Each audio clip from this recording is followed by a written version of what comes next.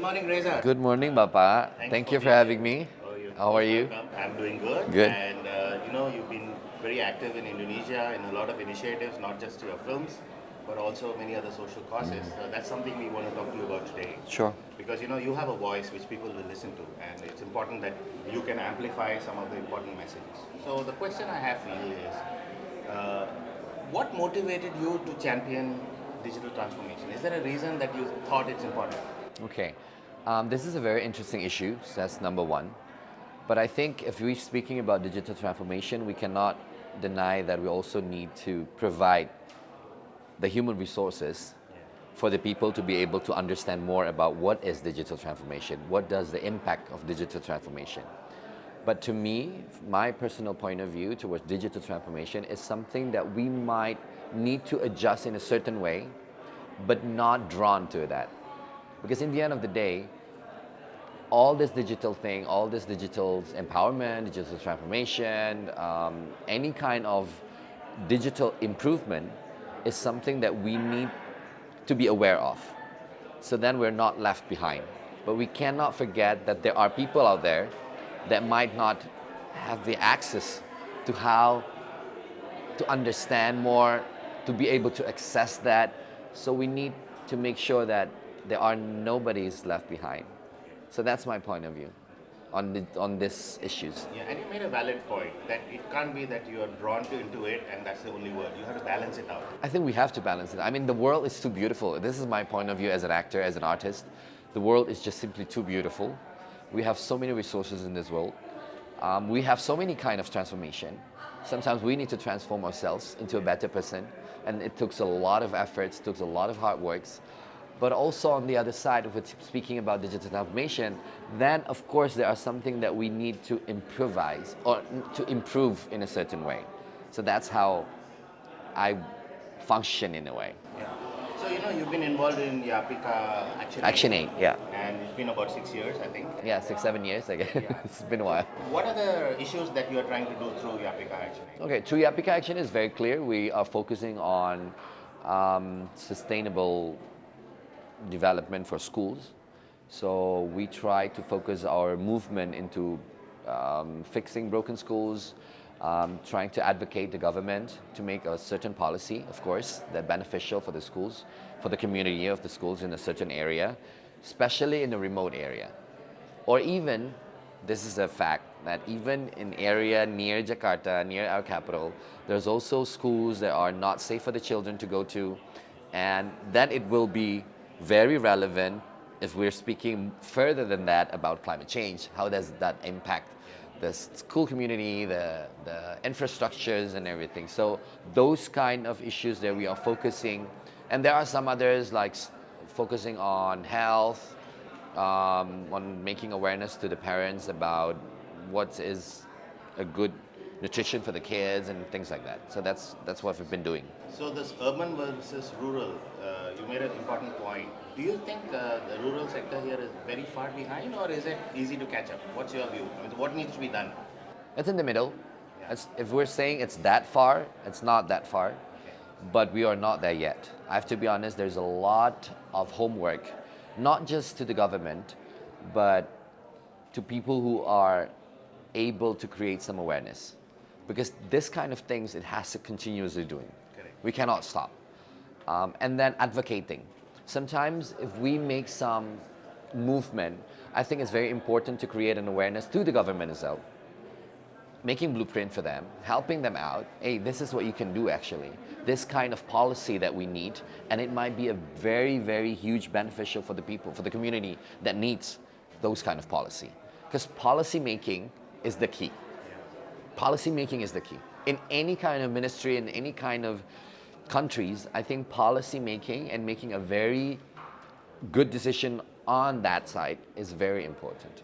Power of the crowd. You see people are actively wanting to participate. What has been your response to I think by far in YAPPIKA-Action Aid, with the whole thing that we've done so far, I think the participation of the crowd is huge.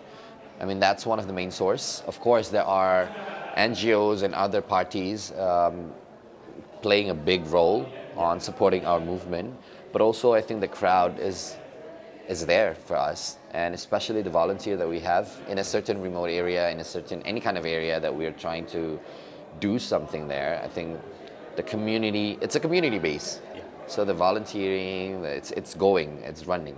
So your fan base actually can be very active in helping out. If they wanted to, Yeah. yeah, of course. I mean, they're aware of the information about what I'm doing, of course, Yeah. but it's up to them. Sure. Yeah. So you went to West Sumba some time ago. Yeah. And what's your reaction when you go to a place like that? What's your first thoughts? Okay, first thought, of course, it's beautiful. Yeah. I think it's one of the most beautiful area.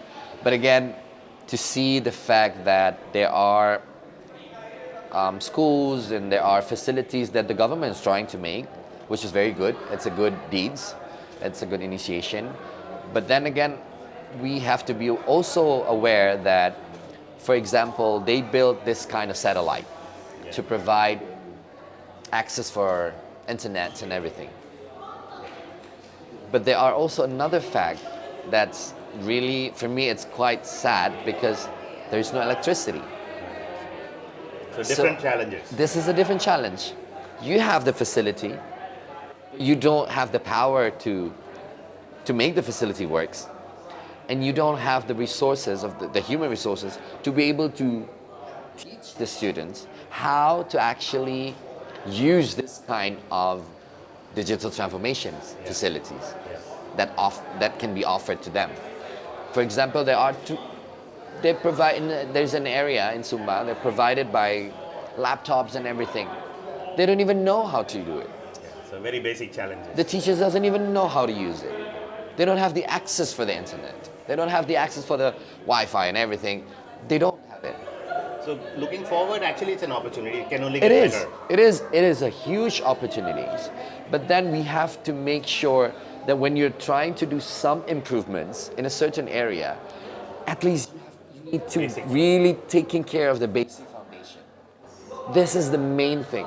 We cannot just jump, and we cannot just expect it that people out there in a certain area, they would be understanding. They would be like, oh, this is fun, this is new, this is beautiful. I mean, this is a great opportunity. Well, I'm glad that you're doing this because your voice is actually quite powerful and it's influential, and I hope a lot of people will follow up with what you're trying to Hopefully. Do you have any message out there for people in your profession, in the film industry, and how they will benefit from digital transformation going forward? Because you can see there's a big change in the way the industry is affected. Yeah, the industry is changing. Any advice for people who are, in the industry, working with you as in different roles? Well, I hope there are more. It's very simple. I hope there are more kindness in this world. I hope there are people who are willing to do something more, because especially for those who have a better opportunities, a privilege, so it's called, the voice, and it could be a representation for others.